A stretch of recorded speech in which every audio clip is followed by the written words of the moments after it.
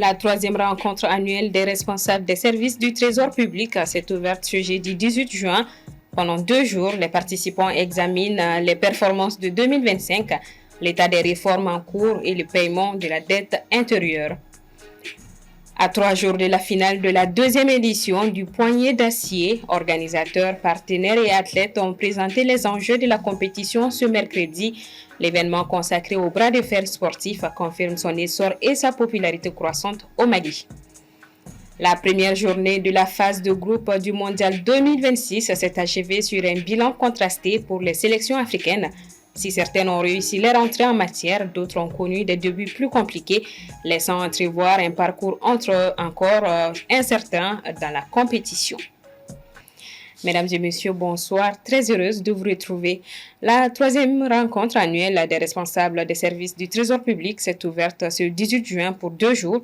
Au menu, bilan des performances 2025, évaluation des réformes en cours et point sur le paiement de la dette intérieure. Placé sous le thème « La gestion de la trésorerie, levier stratégique des finances publiques », la réunion a permis de définir de nouvelles orientations pour améliorer l'efficacité de la gestion financière de l'État. Abdulaziz Haïdara. Placée sous le thème « Gestion de la trésorerie, levier stratégique des finances publiques », la troisième édition de la rencontre annuelle des services du Trésor s'est ouverte ce jeudi 18 juin. Objectif : évaluer les actions menées, planifier les perspectives et consolider les réformes engagées. La rencontre a également servi de cadre pour présenter les bilans des activités de l'année 2025. Je voudrais souligner que les importantes réformes engagées sous votre leadership éclairé ont permis une augmentation substantielle des recettes en 2025, favorisant ainsi une gestion optimale de la trésorerie de l'État. Et pour preuve, au titre de l'exercice 2025, les efforts de paiement de la dette intérieure se sont chiffrés à plus de 1587 milliards de francs CFA. Le directeur général a notamment mis en avant les performances enregistrées dans la gestion de la trésorerie publique ainsi que les défis à relever. Il a également fait le point sur les efforts consentis dans le paiement de la dette intérieure et sur les avancées obtenues grâce aux réformes engagées par les départements de tutelle. Et la poursuite de ces efforts de paiement courant le premier semestre 2026 a permis de ramener le stock des instants de paiement au Trésor à date à 231,5 milliards contre 475,6 milliards à la même période en 2025. Et dans ce stock, ce qui est encore encourageant, c'est que le montant des mandats au titre de 2025 ne s'élève qu'à 34,9 milliards, dont seulement 14,3 milliards pour les opérateurs économiques. Que de progrès réalisés. Des résultats qui ont été salués par le ministre de l'économie et des finances qui a invité les différents services à poursuivre leurs efforts afin de consolider les acquis et d'améliorer davantage la performance du Trésor public. À cet égard, je me réjouis des avancées significatives enregistrées en 2025 et au cours du premier semestre 2026 dans les efforts de règlement de la dette intérieure, notamment celle due aux opérateurs économiques. Honorables invités, mesdames et messieurs, pour consolider ces acquis, d'importantes réformes sont mises en œuvre par le gouvernement afin de préserver la solidité des fondamentaux macroéconomiques du Mali et de renforcer la stabilité budgétaire ainsi que la soutenabilité de la dette. Durant 2 jours, cette rencontre va permettre aux participants de formuler plusieurs recommandations destinées à renforcer l'efficacité de la gestion des finances publiques et à améliorer la qualité des services rendus par l'État. La mairie de la commune 5 a fait la restitution publique de son compte administratif pour l'exercice 2026, une tribune idéale pour rendre compte de la gestion des deniers publics, mais aussi pour mobiliser les citoyens autour du civisme fiscal. Le point avec Moussa Traoré.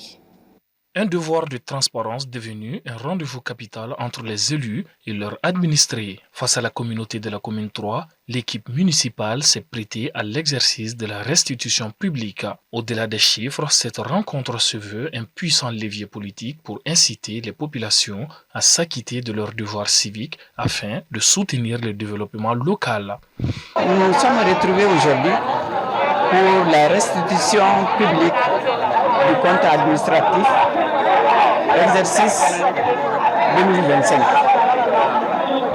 Donc, c'est une heureuse occasion d'informer, de sensibiliser la population, de les mobiliser pour que ceux qui sont là, ceux qui n'ont pas pu faire le déplacement, qu'ils puissent s'engager, s'acquitter, payer les taxes.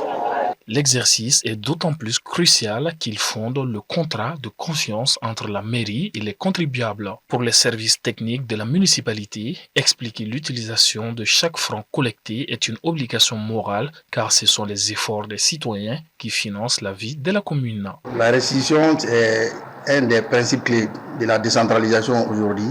Selon la loi qui détermine les codes des collectivités, la loi 004-2023 déterminant les codes des collectivités, parle à son article 222 que l'organe délibérant doit rendre compte à la communauté. Donc chaque année par rapport à la clôture de l'exercice antérieur. Maintenant, ceux qui ont eu à effectuer au courant de 2025, ce que la mairie a eu à faire en termes de recettes et en termes de dépenses. Donc maintenant, c'est ce qu'on doit rendre compte à la communauté parce que c'est la communauté qui est au cœur aujourd'hui du développement. C'est eux qui payent les impôts. Ce sont les premiers contribuables. L'un des grands enjeux de cette gestion financière demeure l'autofinancement brut. Pour cet exercice 2026, la mairie de la commune 3 a réussi la prouesse de mobiliser un fonds propre de 393 millions de francs CFA. L'objectif recherché, c'est l'autofinancement brut. Normalement, la collectivité doit s'envoler de ses propres ailes. C'est-à-dire aujourd'hui, nous, on a pu vraiment réaliser beaucoup de choses à travers nos propres fonds parce qu'on a fait une mobilisation de 393 millions. Qui nous a servi vraiment à construire les nouveaux bâtiments, on a fait la réhabilitation de certains centres secondaires, on a acheté des motos, c'est-à-dire pour la collectivité et la perception. Il y a eu l'achat des matériels de mobilier des bureaux et des matériels informatiques pour équiper les nouveaux bâtiments. Avec 393 millions de francs CFA mobilisés et réinvestis dans la modernisation des infrastructures locales, la commune 3 prouve que le civisme fiscal porte ses fruits. Le défi reste désormais de maintenir ce cap de confiance pour transformer chaque impôt payé en projet de développement visible. Il s'agissait donc de la mairie de la commune 3 et non celle de la commune 5. Direction le Niger, de violents tirs à l'arme lourde ont été entendus dès l'aube ce jeudi 18 juin dans la zone de l'aéroport international Diori Amani de Niamey. Selon plusieurs sources concordantes, des assaillants auraient réussi à pénétrer dans l'enceinte aéroportuaire. Les forces armées nigériennes ont été placées en alerte maximale et ont bouclé l'ensemble du périmètre. Les vols ont été suspendus tandis que la circulation reste fortement perturbée aux abords du site. Aucune revendication ni aucun bilan officiel n'ont été communiqués à ce stade. Cette attaque intervient moins de 5 mois après une précédente offensive contre ces sites stratégiques revendiquée par le groupe État islamique qui avait été repoussé par les forces nigériennes. Les opérations de sécurisation se poursuivent. Ici au Mali, le compte à rebours est lancé pour la finale de la 2e édition de Poignée d'acier. À 3 jours de l'événement, organisateurs, partenaires et athlètes se sont retrouvés ce mercredi au siège de Malibet pour présenter les contours de cette compétition de bras de fer sportif qui gagne progressivement en popularité au Mali. Djeneba Samaki. Cette conférence de presse a permis de présenter les derniers préparatifs de la finale du poignet d'acier prévue le 21 juin. Lancé pour promouvoir les bras de fer sportifs au Mali, le tournoi a réuni plusieurs compétiteurs dont les meilleurs s'affronteront pour le titre de champion. L'année passée, c'était uniquement à Bamako. Cette année, nous avons des régions qui font partie du tournoi. L'année passée, le vainqueur il avait que 500 000 francs. Cette année, le vainqueur il a 2 millions. Le deuxième, le vaincu, il a 1 million et les autres catégories ont 500 000 francs comme récompense. L'année passée, le vainqueur qui était Alaga Mamadou, détenteur de la ceinture de la première édition, la ceinture verte. Est-ce qu'il sera encore le détenteur de la deuxième édition? Sortez massivement pour voir qui sera le vainqueur de cette ceinture jaune. Au-delà du spectacle sportif, les initiateurs souhaitent également faire connaître davantage cette discipline qui combine force physique, technique et concentration. C'est un sport mobilisateur, c'est un sport que la population malienne a adopté et continue d'adopter. C'est un sport qui montre ses preuves. Et depuis que nous avons commencé à sponsoriser, nous n'avons que des bons résultats avec eux. Plusieurs médailles en compétition internationale. Quand je parle de compétition internationale, c'est compétition africaine et Coupe du Monde. Nous ne regrettons pas ce partenariat-là. Nous grandissons ensemble. Pour les participants, cette compétition représente bien plus qu'un simple défi de force. Elle constitue aussi une opportunité de se faire connaître et de contribuer à la promotion d'un sport encore peu médiatisé, mais qui attire un nombre croissant de pratiquants.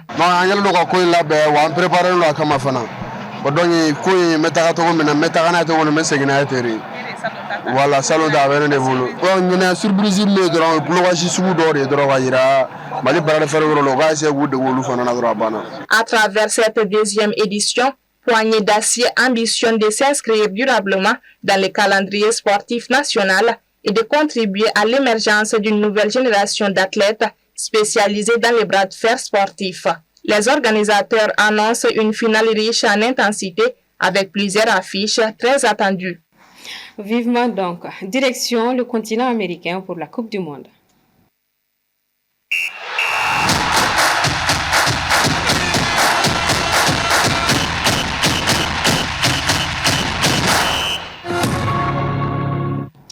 Cette édition se poursuit donc son premier tour avec des fortunes diverses pour les sélections africaines.